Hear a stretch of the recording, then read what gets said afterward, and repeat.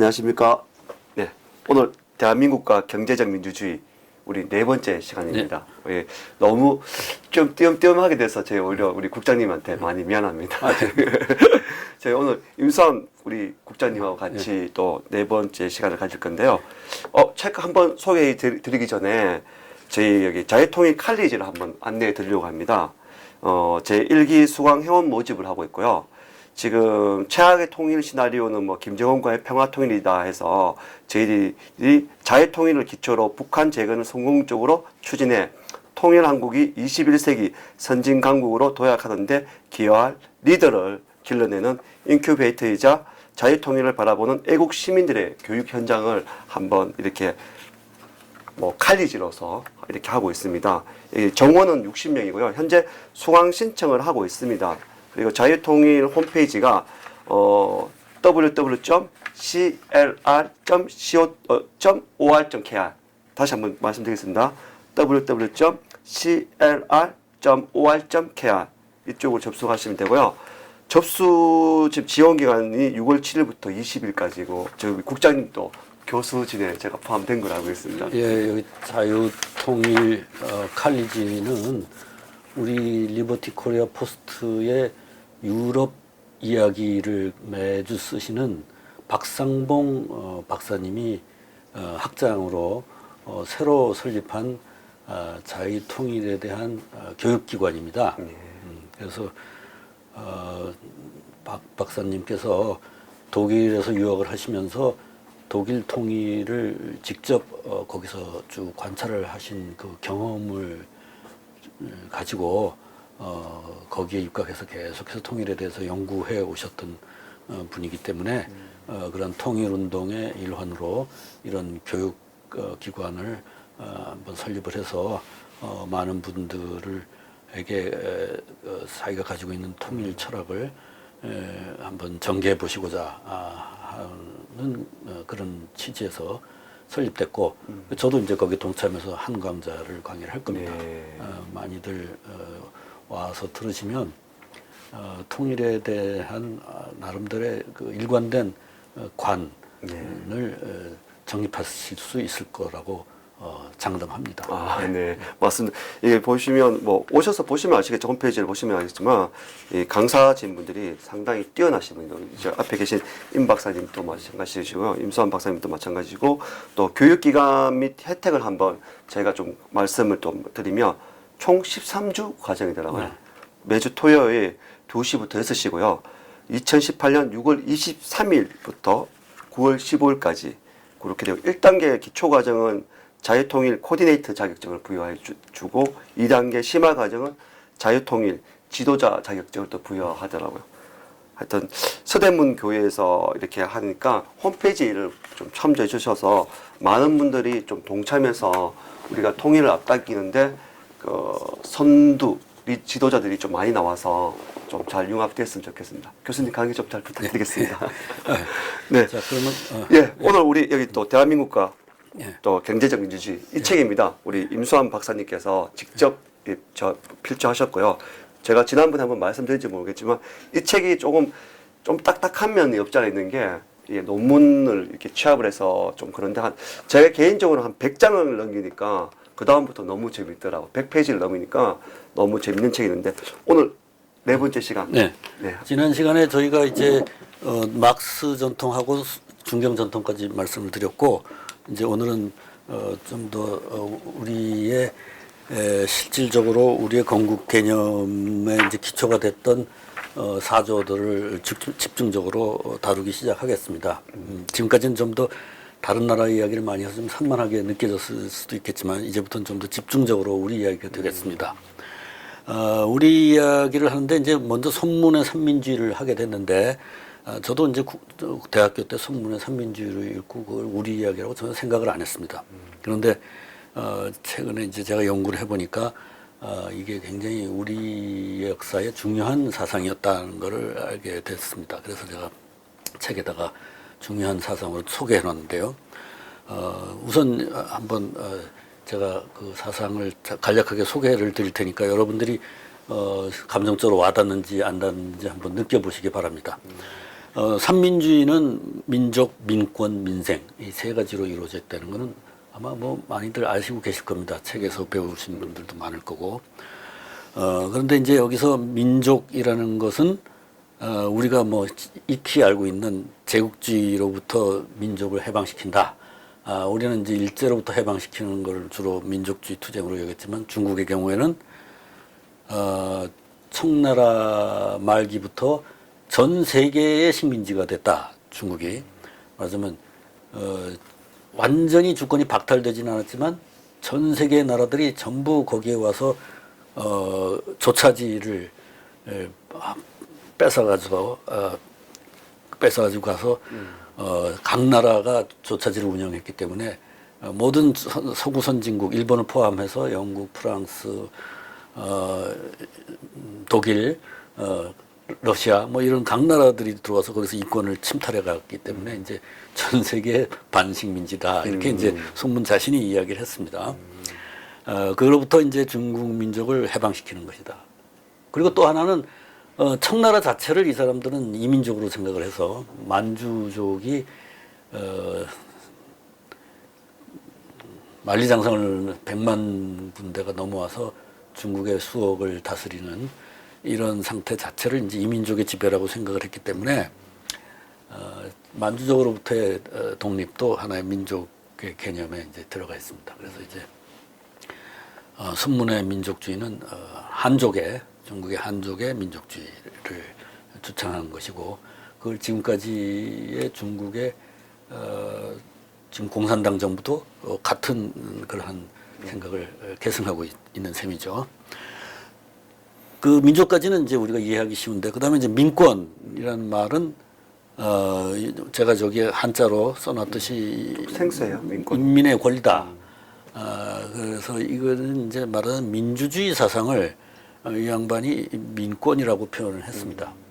그러니까 이제 민주주의라는 말은 이제 일본 사람들이 번역한 디마크로시를 번역한 말인데 손문은 서양의 사조를 일본어를 통해서 배운 게 아니라 영어를 통해서 배운 사람이기 때문에 그것을 이제 자기 나름 민권이라고 이해를 하고 그 개념으로 제시를 했습니다. 민권에 대한 부분을 이 양반이 이야기를 할 때는 루소도 이야기하고 존 로크도 이야기하고 이렇게 하면서 또 존 스튜어트 밀도 이야기하고 하면서 영국, 미국, 프랑스의 그 자유주의 운동에 대해서 잘 파악을 하고 그렇게 해서 민주주의가 일어나는 그 투쟁의 과정 이런 것도 자세히 설파를 하고 있습니다. 그의 강연에서 그러면서 이제 서양에서는 이 엘리트와 일반 민중 사이의 그 억압관계, 절대 왕조 시대의 억압관계가 중국의 왕조에 비해서 굉장히 심했다. 그렇기 때문에 그러한 혁명이 일어날 수밖에 없었다. 이런 말도 합니다. 그러니까 이 양반이 서양의 사상을 많이 알면서 또 중국의 그 전통도 잘 알고 있어서 그 사상을 말하자면 서양에서 민주주의 혁명이 일어났으니까 우리도 당연히 해야 된다 이렇게 생각하는 게 아니라 서양에서는 절대주의 왕조의 억압이 심했기 때문에 그런 혁명이 일어난 것이고 중국의 왕조는 그렇게 심하게 억압을 하지 않았다. 북경의 왕조와 그 관료들의 숫자는 전체 중국의 인구에 비해서는 소수고 그들이 민중으로부터 착취해간 자원도 그 전체 자원 중에 극히 일부분에 불과했고 대부분의 경우는 그냥 그 지역에 있는 사람들이 자율적으로 자원을 분배하고 살아가는 이러한 시스템이었기 때문에 서양과 같은 그런 과격한 혁명의 과정을 겪지 않았다 이런 식으로 이제 설명을 합니다. 그럼에도 불구하고 이제 이 서양에서는 그런 과격한 투쟁을 통해서 인민의 권리라는 의식이 싹트고 또 사회 계약론이라는 그러한 개념도 생기고 이런 것들이 있었는데 중국은 뒤졌다.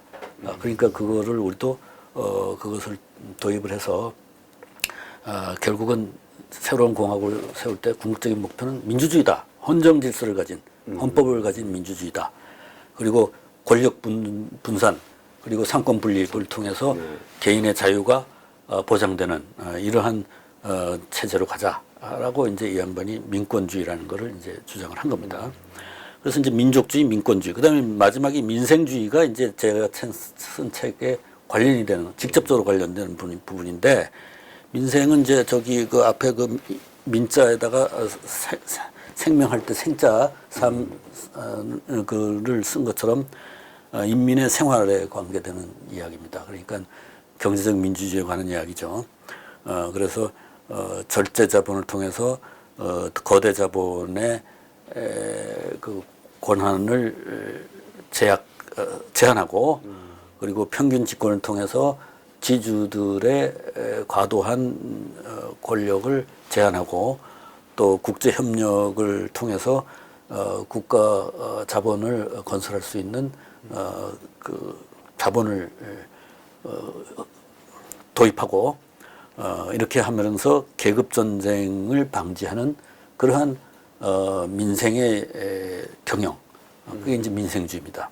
그래서 마르크스가 이야기한 계급 간의 갈등을 예상을 하면서 그 계급 전쟁을 방지하는 사전적인 조치로서의 자본에 대한 규제를 도입하자라는 그러한 사상이 민생입니다. 그래서 이제 민족주의, 민권주의, 민생주의 이 세 가지를 합해서 삼민주의라고 이렇게 돼 있고 이것이 이제 나름대로 건국의 하나의 개념이 돼서 삼민주의 선문의 삼민주의 사상이 중한민국의 건국의 기초가 되는 사상으로 제공됐습니다. 네.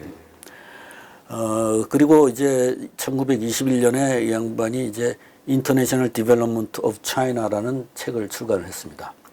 영어로 썼어요.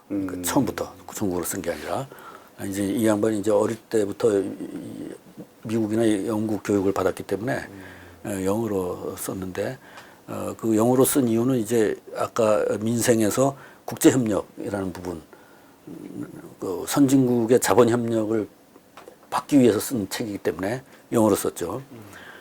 그 책에는 이제 중국의 이게 이제 1차 세계대전이 끝난 21년이면은 1차 세계대전이 18년에 끝나고 3년 후에 21년이고 이제 1945년에 2차 세계대전이 일어나니까 그 중간 기간에 이제 양차 세계대전의 중간 기간에 이제 쓴 책이고 그 시대 상황에서 자기 나름의 그 솔루션을 제공하기 위해서 쓴 책입니다. 그러니까 이제 1차 세계대전 때 어마어마한 전쟁이 유럽의 선진국 사이에 일어났는데 그러한 그 전쟁에 필요한 무기나 탄약을 제공하기 위해서 어마어마한 자본이 거기 투입이 됐다. 그 다음에 전쟁이 끝나고 나서 그 자본이 유럽의 재건을 위해서 또 투입이 됐다. 네. 그러면은 유럽이 재건되고 나서의 그 잉여 자본을 어떻게 할 것이냐. 이것이 다시 무기를 생산하는 데 사용이 되고 이렇게 되면 다시 제2차 세계대전이 일어날 수 있다라고 이 사람이 그때 예언을 한 거예요. 네. 예견을 한 거예요. 네. 그래서 그 자본을 중국에다 투자를 해라. 중국의 이 미개발 국가인 중국에 투자를 하면 중국엔 자원이 많으니까 그 자본을 투자해서 그 자원을 가지고 가도 그에 대한 보상을 받을 수 있고 또 중국에 철도를 놓고 산업이 발달하면 중국의 시장이 넓어지기 때문에 유럽의 상품을 수출할 수 있는 거대한 시장이 생긴다 중국에. 그렇게 되면 중국도 개발되고 유럽도 같이 번영을 하고 이렇게 해서 다음 전쟁을 우리가 막을 수 있다, 예방할 수 있다. 이렇게 이런 주장을 여기서 이 책에서 폈어요. 그러니까 오늘날 우리가 생각하는 외국 자본에 의존해서 자기 나라를 개발하는 네네. 그것이 오늘날은 상식처럼 돼 있죠. 모든 나라가 다 그것이 개발의 길이라고 여기고 있는데 그 생각을 그때 이분이 제시를 한 거예요. 저개발 국가가 선진국의 자본을 도입을 해서 산업화할 수 있다. 이 개념을 이 사람이 제시를 했고 그 다음에 이제 그 자본을 도입하면은 이제 주로 철도라든가 또는 그 화학 공장, 비료 공장이라든가 이런 대규모 공장에다 투자를 하는데 그 공장은 그럼 누가 소유권 어떻게 할 거냐? 네. 이 문제를 이제 이 양반이 일단은 그건 국유로 한다. 아. 그리고 이 자본을 도입을 해서 원금과 이자를 다 갚을 때까지는 몇 개 아니니까 네네. 그때까지는 그 선진국의 경영자를 초빙해다가 경영한다. 굉장히 인터내셔널하게 생각을 했죠. 그렇습니다. 요즘에 와서 이제 많이 통용되는 많이 방법인데 통용되죠. 그 당시에 그때 이제 그 생각을 한 거예요. 획기적이었겠습니다. 그렇죠.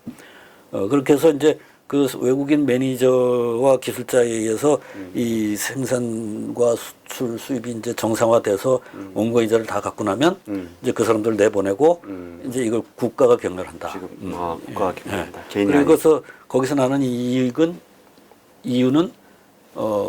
일반 모든 국민에게 혜택이 돌아가도록 분배한다. 골고루 분배한다. 그렇게 해서 이제 우리가 지난 시간에 막스를 얘기할 때 기업은 커서 기업이 전체 사회에 영향을 미침에도 불구하고 소유권은 개인 소유로 돼 있음으로써 일어나는 모순 관계를 이제 막스가 얘기했다고 그랬는데 이제 이 양반은 그 부분을 처음부터 이 공장 국유로 기업을 국유로 경영을 함으로써 그것을 피한다 이렇게 생각을 했어요. 계급 갈등을 피한다라고 생각을 했어요. 그래서 아무튼 그런 이제 대규모 기업은 그렇게 하고 나머지 이제 소규모 기업들은 개인의 자유로 사유 경제로 이제 이렇게 하는 것이죠. 그렇게 해서 이제 자유 민권주의에서 얘기했던 그 자유가 보장되면서 또 한편으로는 계급 갈등을 억제하기 위한 사회주의적인 정책의 도입 뭐 이런 것이 같이 공존하는 그런 시스템을 생각을 했던 거예요. 그랬는데 이제 당시에는 서양의 자본들이 전혀 관심을 두지 않았어요. 이 책의 출간에 대해서, 선문의 호소에 대해서. 그래서 자본이 사실상 제국주의 침탈을 위해서 들어온 자본 이외에는 들어오지 않았어요. 오히려 제국주의 침탈을 위해서 들어왔던 자본들도 1차 세계대전 기간에 다 나갔어요, 도로. 중국에서. 왜냐하면 전쟁하는데 막 정신이 없으니까 중국을 경영할 뭐 여유가 없었다고요. 그래서 이제 서양의 관심은 이제 중국에서부터 좀 멀어져 갔고 일본이 이제 중국에 대한 침탈을 점점 강화해 나가는 그런 관계가 됐죠. 그래서 이제 선문의 경우도 처음에는 일본의 그 근대화를 굉장히 인상 깊게 생각을 하고 거기서 많은 걸 배우려고 노력을 했는데 일본이 점점 더 군국주의화돼 나가고 제국주의 앞장서게 되면서 이제 결국은 일본에 대한 희망을 포기를 하게 된 그런 과정을 겪게 됩니다. 그때쯤에 선문에게 접근하는 게 레닌이었어요. 레닌이 이제 아무도 당신을 거들떠보지 않는데 내가 이 코민테른이라는 조직이 있잖아요. 그 공산주의 국제 공산주의를 경영하고 조정하고 뭐 하는 그런 코민테른이라는 국제 공산주의 조직이 있는데 그 사실상 그게 레닌의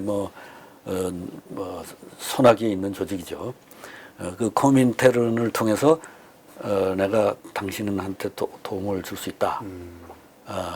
그 대신 당신은 내가 이야기하는 제국주의론의 이론에 따라서 민족해방투쟁에 같이 동참했으면 좋겠다. 이렇게 이제 접근을 했죠.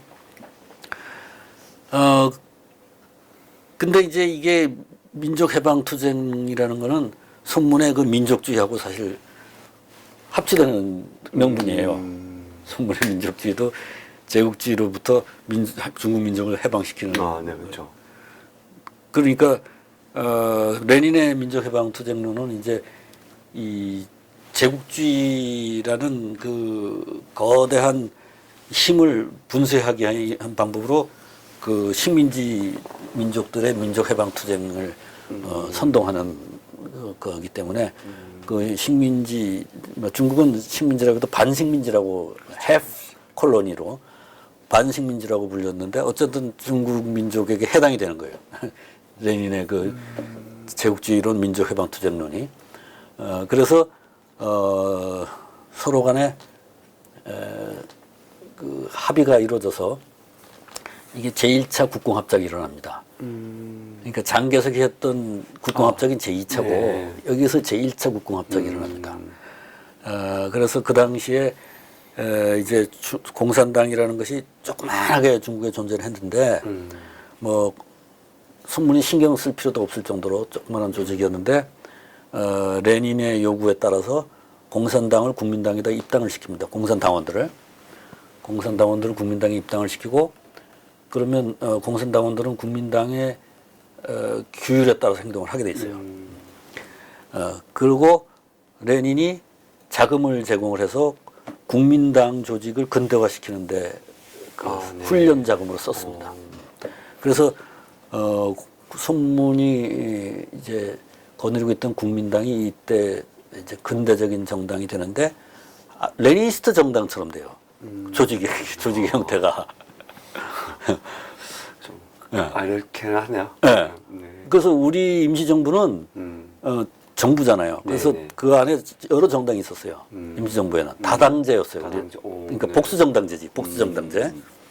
근데 손문은 그 당시에 그 같이 중경에서 활동을 했던 그 중화민국은 네. 일당 독재였어요. 아. 국민당의 독재예요. 그러니까 레닌의 정당하고 똑같은 그런 형식을 취했어요. 그 이후엔 대만에 가서 장개석이 대만에 가서 지배를 할 때도 오랫동안 일당 독재를 했어요. 네. 국민당에. 그래서 이 레니니스트 정당이라고 이름을 댔다고요. 그래서 이제 그러면서 굉장히 사상적으로 우리하고 공유를 하지만 정부 형태나 정당 조직은 아주 이질적으로 달랐어요. 이질적으로 달랐어요. 말씀드리니까. 이렇게 돼 있었기 때문에 그 나중에 그 중경에 있던 임시정부의 사람들도 네. 우리도 저렇게 일당으로 가는 게 발달된 게 아니냐 해가지고 그 당 통합 운동도 벌이고 그랬어요. 근데 그 우리는 실패해서 그냥 계속 복수정당으로 있었어요. 지금도 통합이 안 되는데 그 당시도 네. 그러니까 그좀 아무튼 그런 차이는 있습니다. 네. 두 나라 중화민국과 대한민국 사이에는 어쨌든 그렇게 해서 이제 코민테른과의 관계가 형성이 됐는데 이게 이제 새로운 고민거리를 줬죠. 손문에게. 말하자면 아직 자기의 그 주던 목표는 공화국을 건설하는 건데 네. 중화민국이라는 공화국을 건설하는 건데 공화국도 건설하기 전에 공산당들이 자기 당내에 들어와서 활동을 하는 거예요. 그러면 이제 계급 투쟁의 문제가 이제 아직 산업화도 되지 공화국도 건설하지 못하고 산업도 건설하지 못했는데 계급 투쟁 문제가 먼저 대두를 한 거잖아요. 네. 그러니까 영국 같은 데는 뭐 국가는 원래 있었고 그 다음에 산업화가 된 다음에 이제 노동자들의 그 권리 문제가 일어났는데 여기는 아직 산업화도 되지 않았는데 노동자의 권리 문제가 일어난 거예요. 그래서 그러한 여러 가지 필요에 따라서 삼민주의 체제가 더 이제 견고한 이론 체계로 발전하게 되는 거죠. 거기에 대한 답을 주기 위해서 손문이. 이제 일단 공산당도 우리가 국민당에 받아들였다. 그럼 앞으로 이 계급 문제를 어떻게 끌고 갈 것이냐. 공산당이 원하는 대로 계급 투쟁으로 가는 걸 허용할 것이냐. 그렇다면 이거를 억압으로 막을 것이냐. 그렇지 않으면 이것을 설득에 의해서 계급 투쟁을 방지할 것이냐. 뭐 이런 여러 가지 고민을 하다가 설득해서 방지하는 방법으로 이제 절제자본이라든가 평균집권이라든가 이런 평등주의적인 조치를 미리 취함으로 해서 계급투쟁을 방지한다. 이런 노선을 이제 이분이 체계화를 한 거예요. 그러니까 이제 삼민주의라는 그러한 개념은 그 이전부터 있었지만 그것이 이때 와서 더 적극적으로 체계화가 되는 거죠. 이론이. 그렇게 해서 이제 이 양반이 25년에 죽습니다. 1925년에. 1925년에 죽고 나서 이제 장개석이란 분이 이제 그 국민당의 최고 지도자의 지위를 계승을 하죠. 그렇게 해서 이 양반이 있을 동안은 북벌을 해서 이제 중국을 통일을 하려고 이제 노력을 하다가 25년 중간에 죽고 그 나머지 통일 작업을 장개석이 이제 마무리를 지어서 중국의 군벌들을 이제 다 누르거나 흡수하거나 네. 이렇게 해서 남경 정부에서 이제 통일 정부를 운영하게 됩니다. 장개석이. 그러면서 이제 장개석이 말하자면 만주 지역은 일본인들의 그 영향하에 들어가 있었고 네네. 만리장성 이하 중국 본토 지역 네네. 이건 이제 장개석이 전체적으로 통합된 통일된 국가를 운영하고 있었는데 뭐 물론 일부 지역의 공산당들이 이제 아직 기생되어 있었어요. 말하자면 그 앞에 선문 때는 공산당을 국민당에 받아들였는데 장개석이라는 분이 이제 공산당을 굉장히 싫어했어요. 선문의 심부름으로 선문의 명령에 따라서 모스크바를 가서 그 임무를 수행하고 오면서 자기가 그 소련이 돌아가는 것을 보고 나서 네. 이것은 문명의 파괴다. 이 공산주의자들을 놔두면은 이거는 완전히 말하자면 중국의 전통이 무너진다. 이렇게 판단을 하고 돌아와서부터는 공산당을 보이는 대로 다 죽이고 탄압을 했어요. 그렇게 해서 이제 공산당들이 살기 위해서 소위 그 장정이라는 걸 하게 돼서 연안까지 이제 도망쳐 들어가는 그 과정이 이제 일어나죠. 근데 어쨌든 연안의 그 벽지에 소수가 강신이 생존만 하고 있었지만 없어지지는 않고 존재하고 있었어요. 그래서 그런 이제 상태에서 장개석 정부가 선문의 그 유시대로 이제 헌법을 제정을 하고 헌정 질서로 넘어가야 된다. 그 전까지 일당 독재였는데 일당 독재고 주로 이제 군대를 위주로 해서 이거를 질서를 유지를 했는데 이거를 선문이 얘기하는 민족, 민권, 민생 중에 민권. 네. 결국은 우리 민주주의로 가야 된다. 그렇게 선문이 이제 그 이론상으로 해놨으니까 그러려면 우선 헌법을 제정을 하고 네. 의회를 만들고 그래서 의회 여러 당들이 있고 뭐 이런 식으로 이제 민주주의를 건설해야 된다고 이제 네. 그쪽으로 가기 위해서 헌법을 열심히 만들었어요. 그 중에 이제 제일 중요한 게 5헌초라는 헌법인데 이게 1936년에 만든 거예요. 네. 헌법 안이죠. 헌법안을 만들었어요. 그래서 이제 그것을 시행을 하려고 노력을 하는 과정에서 뭐 몇 가지 일이 일어났는데 하나는 하나는 그 서한사변이 일어났고 네. 또 하나는 이제 일본 그 1937년 중일 전쟁. 중일 전쟁이 일어납니다. 네, 37년에. 네네. 그래서 뭐 유명한 난징 대학살 뭐 이런 것이 일어나고 그렇게 해서 이제 이 헌정 질서를 건설하는 과정이 중단이 돼요. 네. 중단이 돼서 이게 46년에 가서야, 그러니까 10년 후에 가서야 헌법을 제정합니다. 그 전까지는 이제 중경에 가서 전쟁을 했죠. 근데 이제 이 5헌초에 보면 이 중화민국은 삼민주의 공화국이다 이렇게 규정합니다. 제1조가 우리나라 헌법 제1조가 뭡니까? 대한민국 민주공화국이다 이렇게 돼 있죠. 우리는 민주공화국으로 했는데 이 양반들은 삼민주의 공화국이다 이렇게 했어요.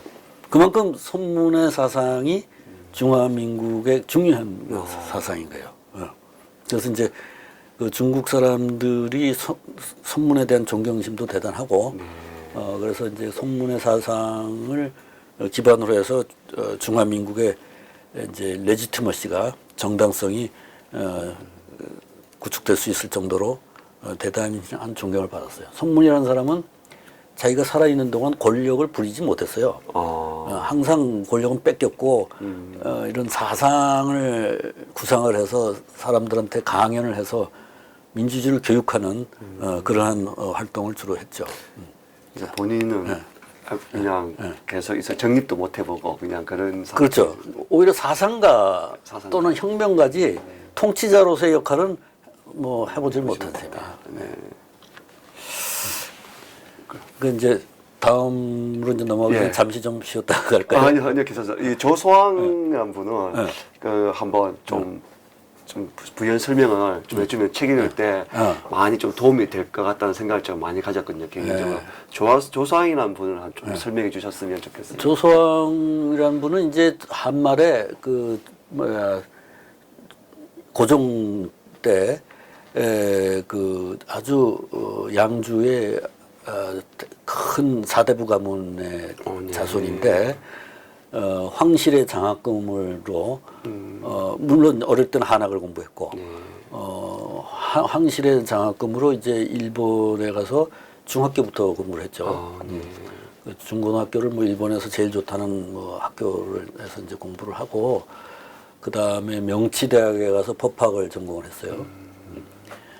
명치대학이 그 당시에 교수진들이 저 프랑스에서 공부한 학자들이 있었다 그래요. 그래서 프랑스의 자유주의 전통의 법률 계통을 공부를 했다 그럽니다. 그러니까 이제 지금의 일본은 이제 독일계 헌법을 갖고 있는데 네네. 이제 그때만 해도 이제 그 일본이 독일계로 확정하기 전이라고 볼 수도 있고 어쨌든 그 프랑스계의 그 무인권이나 이런 거를 강조하는 그런 법률학을 공부를 했고 학교를 다니는 동안 조선이 없어졌어요. 학교를 다니는 동안. 그러니까 이 사람은 이제 조선의 통치 계급의 자손으로서 조선의 근대화를 위해서 공부를 하다가 그 나라가 없어지면서 이제 방황을 그렇죠. 심하게 하게 할 수밖에 없었겠습니다. 되면서 이제 여러 가지 사상 섭렵을 하고 종교도 뭐 교회도 나가고 뭐 자기가 또 종교를 만들어 보기도 하고 막 이런 네. 그 아주 사상가적인 그런 행동을 계속 보입니다. 그 중에 이제 하나가 이제 그 당시에 일본 동경에서 유학을 할 때 그 손문도 동경에 와서 활동을 좀 했거든요. 네. 중국에서 쫓겨나가지고. 그래서 이제 손문의 그 팔로워들이, 추종자들이 동경에 많이 있었고, 그 사람들이 또 친구였어요. 조소왕에. 그래서 이제 그때부터 벌써 손문의 사상을 알고 있었고, 접하고 있었고, 그런 이제 인연이 있죠. 네. 그러고 나서는 이제 졸업을 하고 이분이, 만주로, 이제 조선이 이미 식민지화가 됐고, 거기로 돌아가지를 않고, 만주로, 갔습니다. 그때 그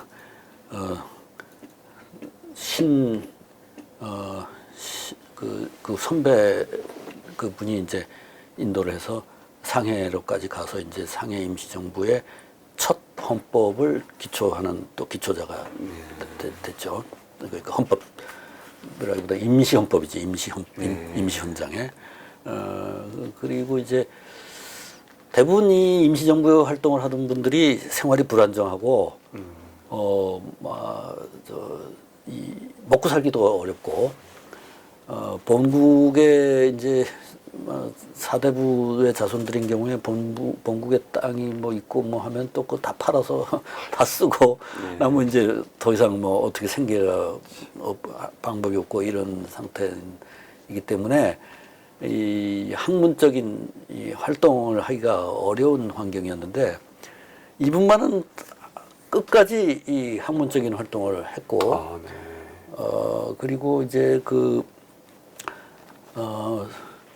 파리 강화회의 때 이 대표 요원들 중에 한 분으로 뽑혀서 이제 거기 파리를 거쳐서 유럽 지역을 또 여행을 또 쭉 하면서 그 지역의 정치 지도자들과 여러 가지 대화 토론을 하고 하면서 이제 국제사회의 정치적인 동향, 정세 이런 것을 체험을 하는 또 기회가 있었고 또 모스크바도 또 가서 거기에 이제 그 공산당 뭐 대회도 참관을 하고 돌아와서 그 만주리 선언을 해서 이제 그 소련 공산당 체제를 비판을 했다 그래요.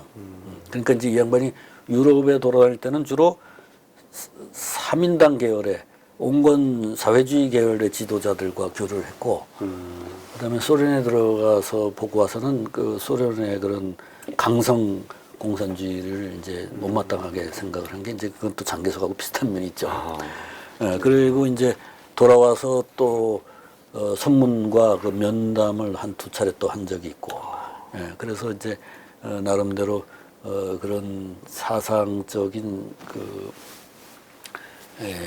공부를 하고 자기 사상을 가꾸어 나가는 이런 과정을 쭉 해올 수 있었던 분인데 아마 임시정부에서 이런 행동을 한 사람은 이분 이외에는 없었던 것 같아요. 왜냐하면 너무 거기 생활이 아주 열악하기 때문에 책을 이렇게 읽고 할 수가 없는 그런 상태인데 이분은 이제 또 그럴 수밖에 그런 이제 직책을 계속해서 이제 그 임시정부의 문서를 기초하는 그걸 계속 해왔어요. 젊었을 때부터. 그렇구나. 그러다 보니까 그걸 기초를 하려면 알아야 될 거 아니에요. 그렇죠. 그러니까 이제 또 그 외교 문서를 또 작성을 했어요. 이분이 전부 다.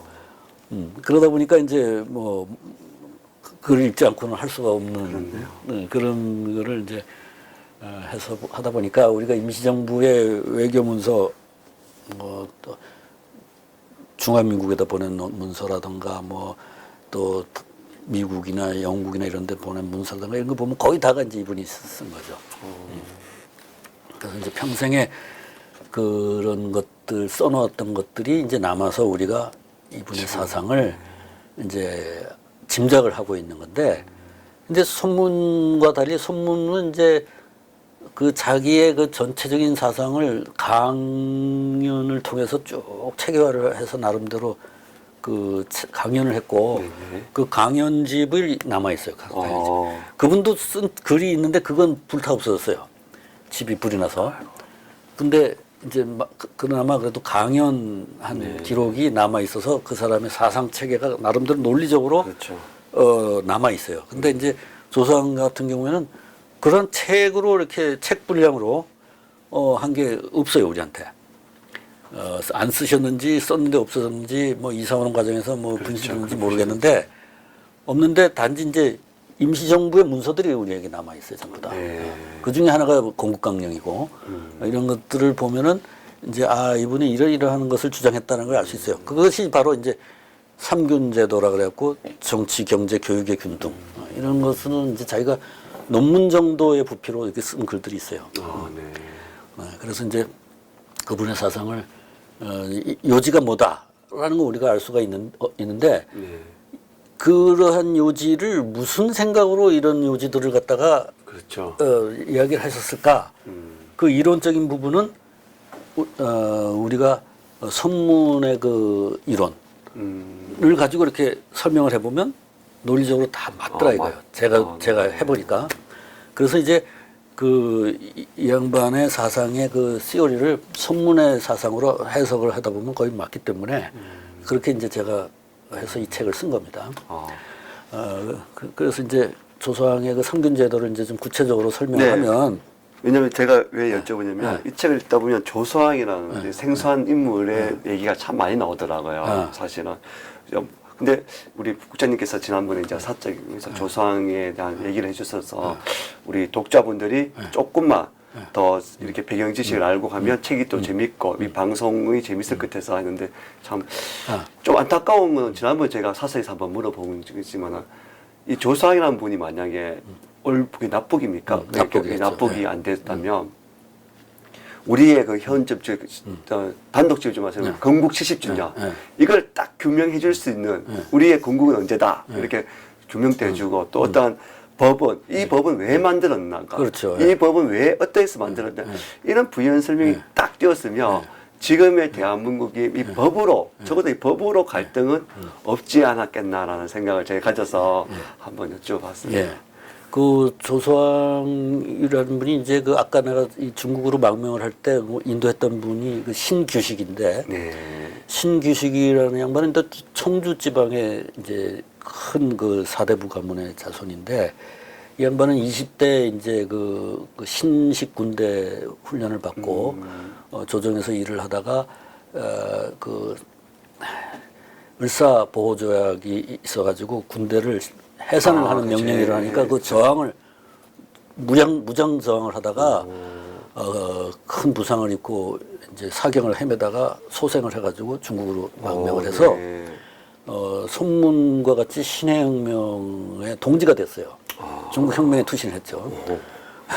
그래서 이제 이분이 중국에서 상당한 세력, 뭐 영향력을 가진 인물이 된 거예요. 네네네. 그래서 이제 이분이 그 이후에 이제 한국에서 망명 오는 그 자기보다 젊은 후배들을 다 이제 이렇게 그 챙겨주고 묶어주고 이렇게 해서 임시정부가 만들어질 수 있게 한 산파역을 한 사람이 신규식이라는 분이 있어요. 네. 그분의 이제 인도로 조서왕은 이제 처음부터 망명을 간 거고, 그래서 이제 그런 면에서도 조서왕과 신규식, 그다음에 손문 이 인연이 있는 거예요. 절대로 뗄 수 없는 그런 인연이죠. 예. 그리고 이제 손문이나 조서왕과 신규식은 둘 다 이제 4대부 가문으로서 어리다 한학을 배운 또 기본이 있고 베이직은 있네요. 네, 그렇죠.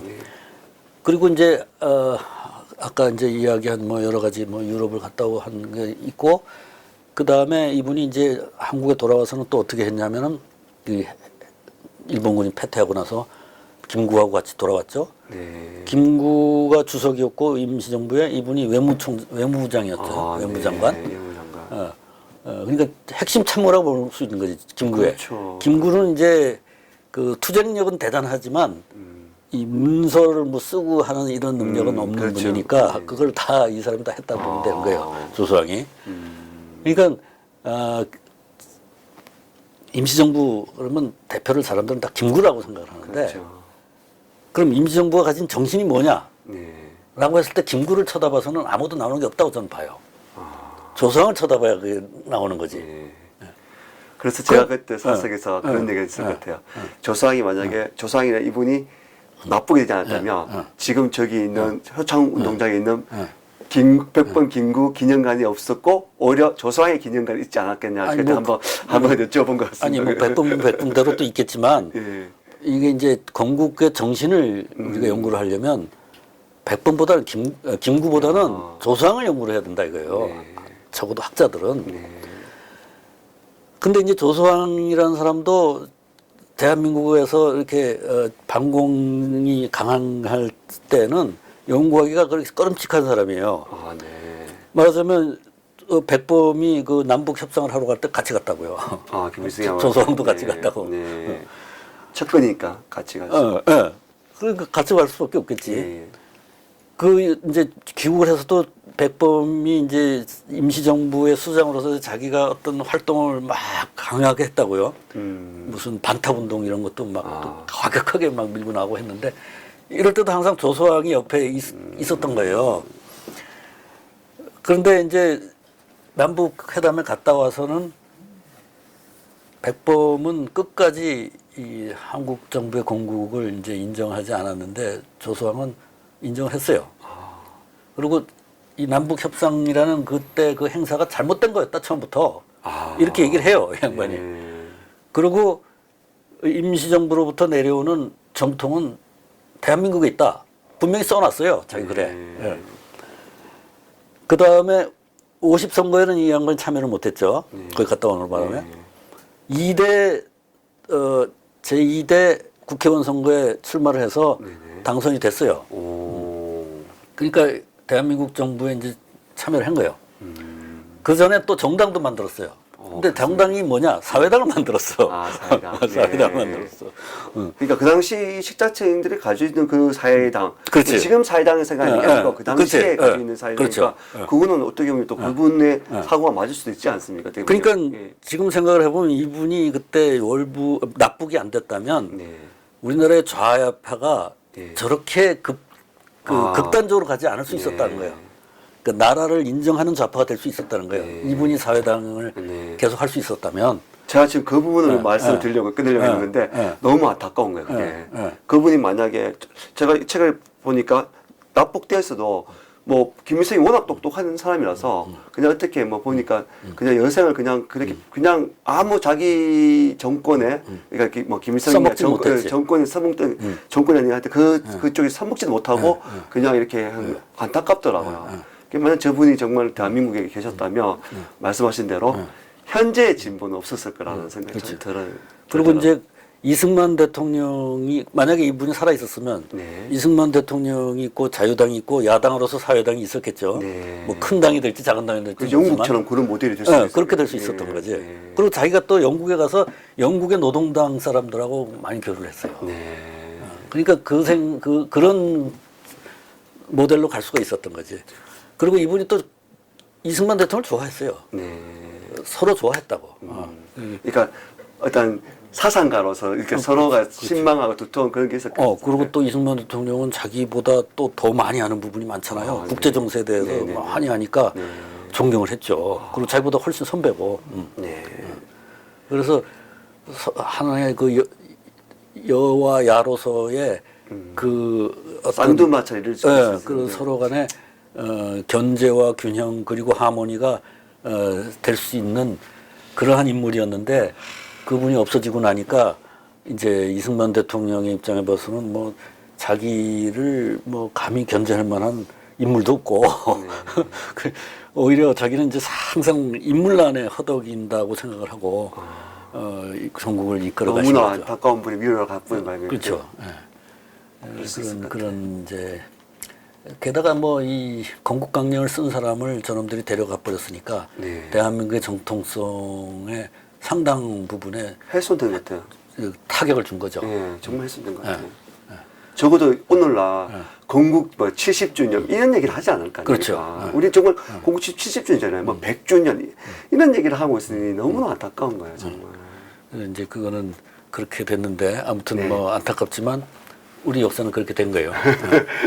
역사에 잎은 없지만 만약에 두 분이 같이 공주했다면 그렇게 지금의 하면서, 대한민국은 안 됐을 거예요. 맞아요. 그래서 이제 이분이 납북이 됨으로 해서 그 이후에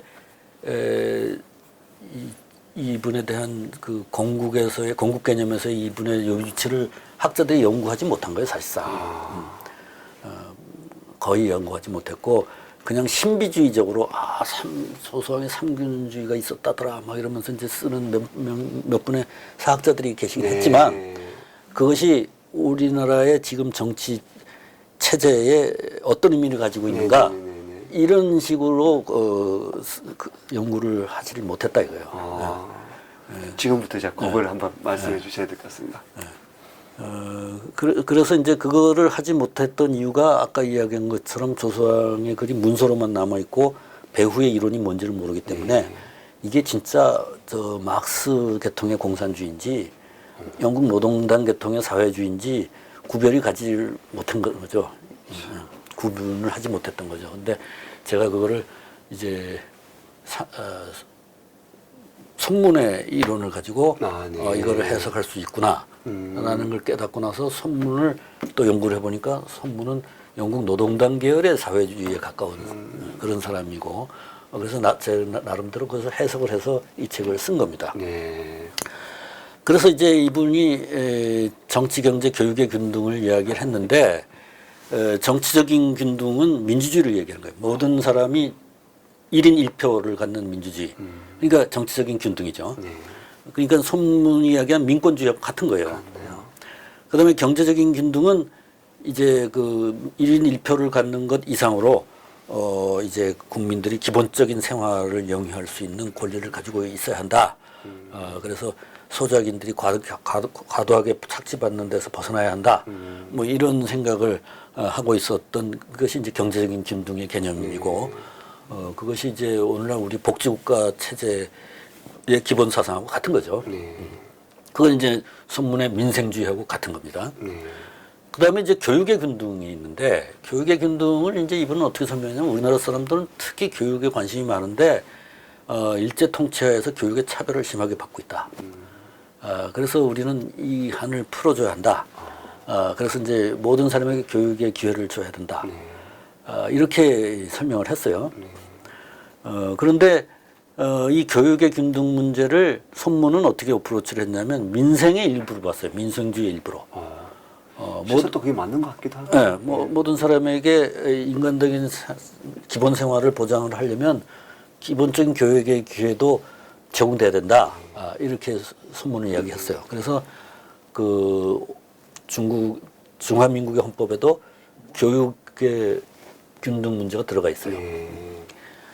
그리고 이제 조서왕의 제도에는 교육은 있는데 민족이 없죠. 민권, 민생, 민족 중에 민족이 없는데 그 민족이라는 거는 이제 이 양반이 그 건국강령에 보면 처음에 그 민족에 대한 얘기가 맨 앞부분에 나옵니다. 그래서 민족주의가 아주 강렬하게 나오는데 아마 그러니까 선문이 그거 죽은 게 25년이고 조서왕이 건국감령을 쓴 게 41년이니까 뭐 그것도 한 20년 정도 차이 나네요. 그 정도의 차이가 나잖아요. 그러니까 이제 그 사이에 시대가 많이 또 시대 상황이 변했으니까 그 시대 상황에 맞게 이분이 그 정책 강령이라는 거를 이제 재구상을 한 게 아닌가 이렇게도 생각이 들어요. 맞습니다. 그런 것 같습니다. 근데 결국 그 효과는 같더라고. 내가 이렇게 여러 가지로 이제 연구를 해보니까. 그래서 이제 그러한 사상을 가지고 건국강령을 썼어요. 그래서 건국강령에서는 이제 여러 가지 이야기가 있는데 그 무슨 뭐 헌정 체제를 구축하고 민주주의를 한다 뭐 이런 것도 다 있고 또 개인의 권리를 보장해야 된다 이런 것도 다 있어요. 단지 이제 제가 오늘 여기다가 써놓은 거는 주로 경제적 민주주의와 관련되는 부분을 써놨기 때문에 그런데 이것만 얘기한 건 아닙니다. 그렇죠, 맞아요. 책에는 더 좀 자세히 나와 있습니다.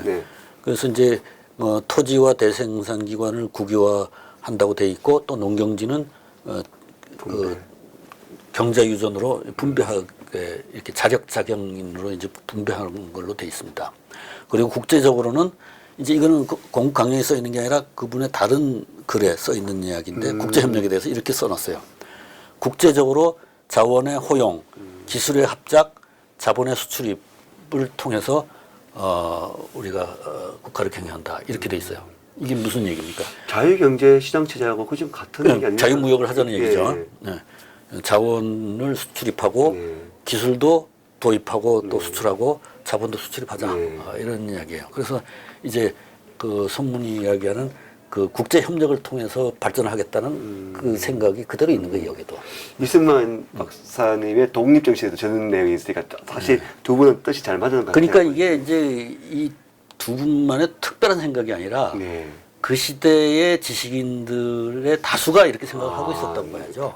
그렇다고 볼 수도 있겠네요. 단지 그걸 체계적으로 쓸 기회를 가진 사람이 손문과 조서왕이었고 나머지 분들은 이제 다른 일에 바쁘다 보니까 지금 이 말씀하신 것처럼 뭐 조그마한 글 하나에다 이런 이야기를 이승만 박사도 써놓고 했는데 전체적으로 이 같은 가치관을 공유했다고 봐야 돼요. 왜냐하면 이승만 박사나 조서왕이나 뭐 신규식이나 뭐 이런 사람들이 전부 다 어릴 때 한학을 공부했던 사대부 출신들이에요.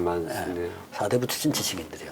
그 사람들이 서양의 신지식을 흡수를 하면서 그런 하나의 온건한 그런 그 온건한 사회주의랄까 뭐 그런 쪽으로 이렇게 쭉 경도되는 그러한 성향을 보였던 거죠. 그러니까 선문도 마찬가지고 선문은 물론 우리하고는 또 계급 구조가 다른 중국 사회지만 선문도 한학도 공부하고 또 했기 때문에 그 비슷한 그런 성향을 보인단 말이죠. 그래서 이것이 단지 누구의 사상이기 때문에 조서왕의 사상이 이렇게 연결이 돼갖고 그 계통이 쭉 내려왔다 이렇게 이야기하는 건 과장된 얘기고 대부분의 사람들이 공감할 수 있는 이야기를 썼다 이분이.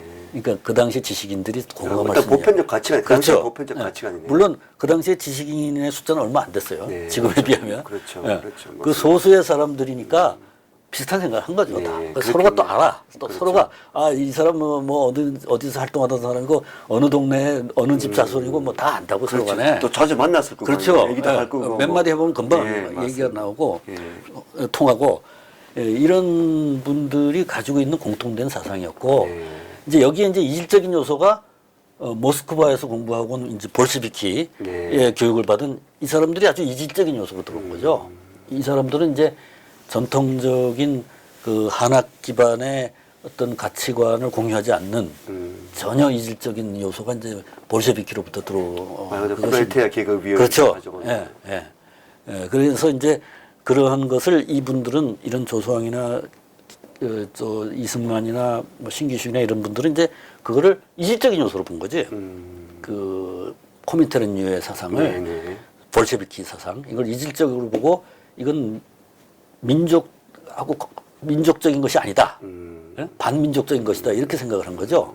그래서 이제 그 손문이 그 민족, 삼민주의 민족이라는 걸 얘기했고 조소왕도 민족의 전통을 계속 강조를 한다는 거는 그 볼셰비키의 사상을 받아들일 수 없는 거예요. 그렇죠. 그것을 강조한다는 것 자체가 그렇네요. 말씀드리니까 그런 구도라고 봐야 되는 거예요. 우리가 그 당시 시대를 보면 그러면 이제 그 볼셰비키가 뭐 노동자의 단결하라 그래서 뭐 우리나라의 막 노동자들 다수는 다 볼셰비키 편이고 이 소수의 사대부 출신 엘리트들은 그거 반대편이다 이렇게 이제 또 망상을 하는 사람들도 있는데 그것도 아니고 그거는 이제 그 당시에 한국이 노동자들이 그렇게 많았던 상황도 아니고 또 대부분의 민중은 무식했고 그리고 이제 식민지에서 적응하고 살았지 무슨 임시정부하고 적극적으로 뭐 어떻게 해서 자기네들이 뭐 독립을 해야 되겠다 이렇게 생각하는 것도 3.1운동 때 잠시였고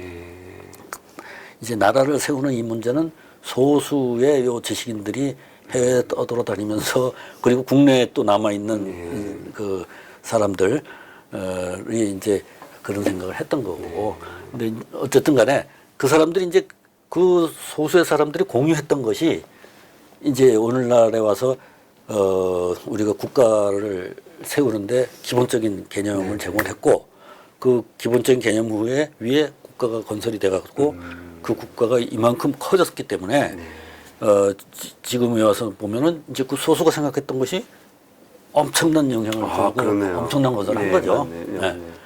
그러니까 그것이 우리가 오늘날 와서 뭐 이런 국가를 운영하는데 이게 뭐 갑자기 어느 날 뭐 아무것도 없던 것이 뚝 떨어진 거예요. 할 수는 없잖아요. 네, 맞습니다. 모든 사람들이 이렇게 하나의 규율을 가지고 어떤 방향으로 쭉 일을 해서 조직적으로 해나간 거 아니에요. 그러면 그 조직의 원리는 어디서 왔냐 이거죠. 그렇죠.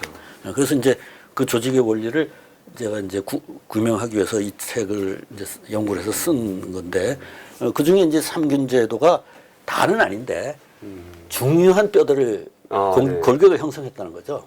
이것이 이제 처음에 건국의 계획이라는 것을 만드는 게 건국강령이 건국의 계획인데 그것을 임시정부가 이렇게 썼고 그 이후에 대한민국이 임시정부의 정통을 이어서 대한민국을 건설한다라고 재헌 후에 사람들이 생각을 했기 때문에 이게 뼈대가 된 거라 이거죠. 그래서 이제 아까 이야기한 식으로 국제적으로는 자원의 호용, 기술의 합작, 자본 수출입. 지금 우리가 한 걸 그대로 써놨잖아요. 그렇죠, 맞네요. 그 41년에 지금 우리가 이렇게 그렇게 한 거를 보기도 전에 이런 것들은 벌써 써놨고 우리는 그걸 한 거예요. 하고 있고요. 맞습니다. 그 다음에 자본가들이 전권하는 폐단과 노동 전정을 비판한다. 이 전권, 전정 이게 이제 지금으로 말하면 딕테이션이에요. 딕테이터십, 독재. 자본가들의 독재도 싫고 노동자 농민의 독재도 싫다. 프롤레타르 독재도 싫다. 그 두 개가 다 없고 전 국민에게 민주주의가 평등한 균등한 민주주의가 실시돼야 된다. 어떤 계급의 독재가 돼서는 안 된다.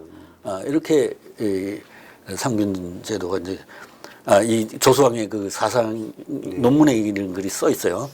그러니까 이것도 손문이 이야기한 거고 같은 거예요. 손문도 그 이 계급 전쟁을 예방하기 위해서 여러 가지 사회주의적인 제도를 도입한다는 거. 이것도 마찬가지로 계급 전쟁을 자본가와 노동자 사이의 계급 전쟁을 피해야 된다라는 얘기잖아요. 그다음에 마지막에 건국 시기의 헌법상 경제 체계는 국민 각계의 균등 생활을 확보함과 민족 전체의 발전과 국가를 건립 보유하며 연원 관계를 가지게 한다. 여기서 국민 각계의 균등 생활을 확보한다. 이게 이제 말하자면 균등 경제죠. 기본적인 수요를 충족시켜야 된다. 착취적으로 경제를 건설해서는 안 된다. 그런 얘기고. 그다음에 그 뒤에 있는 민족 전체의 발전, 국가의 건립 보유. 이거는 이제 우리는 영국과 달리 아직 국가도 없고 산업도 건설되지 않았으니까 그것을 할 수 있도록 경제가 조직돼야 그렇죠, 된다. 그렇죠. 그러니까 이것이 결국 우리나라의 국가가 주도적으로 산업 건설을 한 네. 우리 역사 아니에요. 네. 박정희 시대에. 그렇죠, 맞습니다. 그것이 전혀 무슨 근거가 없이 된 게 아니라 이미 41년 건국강령에 국가로부에 그런 의무를 지었어요. 국가는 그냥 가만히 앉아서 세금만 거두지 말고 네. 직접 민족 전체 발전을 위해서 뭘 해야 돼? 산업화를 해야 된다 이거예요. 야, 이 얘기를 지금 저쪽 좌파 애들한테 정말 해주고 싶어요. 네. 정말 그렇지 않습니까? 왜냐하면 그저 뚝 떨어지는 게 아니고 그렇게 할 수밖에 없던 연관성, 연인성이지 않습니까? 개연성이죠, 어떻게 보면. 일단 개연성이 분명히 여기 있는데 또 불구하고 저쪽에서는 감히 대한민국은 태어나지 말아야 나라다 이런 얘기를 하니까 지금 문재인 대통령이 뭐 연설하는 걸 보면 우리가 경제 발전을 하는 위대한 민족이다라는 거는 있는데 예, 그 발전을 어떤 방법으로 했는지 거기에 대해서 아무 말이 없어요. 그렇죠. 그냥 저절로 된 것처럼. 예. 그냥 가만히 있다가 어느 날 뚝 떨어진 것처럼. 그렇지. 그렇게 그 기술해 놨어요. 네, 맞습니다. 예, 그런 건 없지 않습니까? 세상에 그런 어찌 그런 건 없는 건데. 그거는 하나만 하는 소리야. 대통령이라는 사람은 전체 국가를 지휘해야 되는 사람인데 지도력을 발휘하는 지도력이라는 게 뭐예요? 우리의 지도 원리는 이것이니까 이렇게 알아서 좀 따라 주십시오. 이렇게 해야 전체가 조직이 돼서 갈 텐데 아무 말 없이 그냥 우리 옛날에 못 살았는데 지금 잘 살게 됐어요. 이게 무슨 지도력이 생기냐고 거기서. 자기의 그 지위에서 해야 할 역할을 포기하는 거지. 깨우쳐 주셔야 될 것 같습니다. 앞으로 박사님께서 이 책을 우리 읽어주면서 또 강의하면서 많이 깨우쳐 줘야 될 것 같습니다. 그래서 부탁을 드리겠습니다. 오늘은 조사의 상균 제도까지는 해야 될 것 같습니다. 여기까지만 하고요. 너무 길면 독자분들도 너무 길어 이렇게 할 수 있을 것 같습니다. 자, 이 책은 정말 좋은 책입니다. 한번 꼭 보시고요. 제가 이 책 보면서 너무 안타까운 분이 지금 나왔어요. 조사. 저분이 너무 안타깝더라고요. 개인적으로. 다음 시간에는 제가 이제 이 삼균 제도가 우리나라에 와서 건국을 하는 과정까지 어떻게 이제 이게 어느 부분이 살아남고 어느 부분은 뭐 변형이 되고 하면서도 어쨌든 그 골격이 유지된 원리가 어떻게 되는가 그거를 이제 설명을 드리겠습니다. 기대하겠습니다. 네, 고맙습니다. 수고하셨습니다.